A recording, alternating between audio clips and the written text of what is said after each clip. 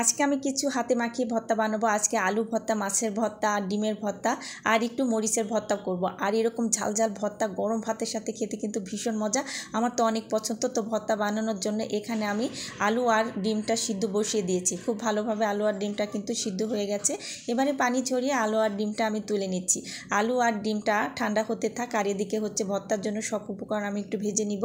এখানে আমি সরিষার তেলের মধ্যে অনেকগুলো শুকনা মরিচ ভেজে নিচ্ছি। একদম বাদামি কালার করে ভেজে নিলাম। আর মরিচের কিন্তু অনেক ঝাল, তো একটু বুঝে শুনে দিতে হবে। আর অবশিষ্ট যে তেলটা আছে এর মধ্যে আমি এক মুঠের মতো পেঁয়াজ কুচি দিয়ে দিলাম। পেঁয়াজটা খুব ভালোভাবে একদম ব্রাউন কালার করে ভেজে নিয়েছি। তো পেঁয়াজটা ভাজা শেষ হয়ে গেলে এর মধ্যে এখন আমি মাছটাও ভেজে নিব। তো মাছটা আমি আগেই হলুদ, মরিচ আর লবণ দিয়ে ম্যারিনেট করে রেখে দিয়েছিলাম। এবারে আমি সরিষার তেলে মাছটাও ভেজে নিচ্ছি। এই মাছটা একটু কড়া করে ভেজে নিতে হবে। আর এই মাছের ভর্তাটা খেতেও কিন্তু দারুণ হবে। মাছও খুব ভালোভাবে ভাজা হয়ে গেছে। এবারে তেল ঝরিয়ে মাছটা আমি তুলে নিচ্ছি। এবারে মাছ ভর্তার জন্য এখানে একটু পেঁয়াজ কুচি, 2-3টা রসুনের কোয়া আর 3টা কাঁচামরিচ দিয়ে দিলাম। সাথে একটু ধনেপাতা কুচি দিয়ে হালকা একটু ব্রাউন কালার হলে আমি পেঁয়াজ মরিচগুলো তুলে নিয়েছি। এবারে ভর্তার জন্য সব কিছু রেডি করে নিয়েছি। এবারে একে একে সবগুলো ভর্তা আমি করে নিব। ভর্তা বানানোর জন্য প্রথমে শুকনা মরিচগুলো পরিমাণ মতো লবণ দিয়ে খুব ভালো করে হাত দিয়ে ম্যাশ করে নিচ্ছি। আর মরিচটা কিন্তু খুব ভালোভাবে মুচমুচে হয়েছে। আর এখানে আমি বেশ কিছু কাঁচা পেঁয়াজ দিয়ে দিলাম। আর ভর্তার মধ্যে একটু কাঁচা পেঁয়াজ দিলে কিন্তু সুন্দর একটা ফ্লেভার আসে। সাথে বেশ কিছুটা আমি ধনেপাতা কুচি দিয়ে দিলাম। বাজারে এখন অনেক সুন্দর ধনেপাতা উঠেছে। এই ধনেপাতাটার ফ্লেভারটা কিন্তু অনেক সুন্দর।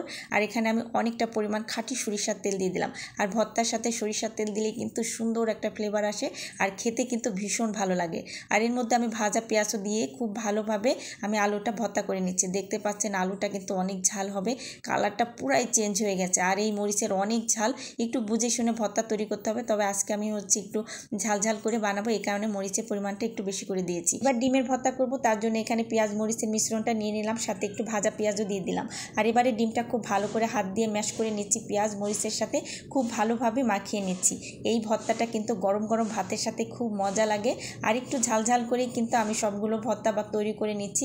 এবার মাছ ভর্তা করব, তার জন্য এখানে পেঁয়াজ মরিচ আর রসুনটা যে ভেজে রেখেছিলাম তার মধ্যে পরিমাণ মতো লবণ দিয়ে খুব ভালো করে উপকরণগুলো একটু হাত দিয়ে ম্যাশ করে নিলাম।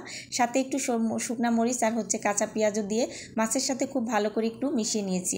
আর সব শেষে একটু লেবুর রসও দিয়ে দিলাম। মাছ ভর্তাতে কিন্তু লেবুর রসটা দিলে সুন্দর একটা ফ্লেভার আসে।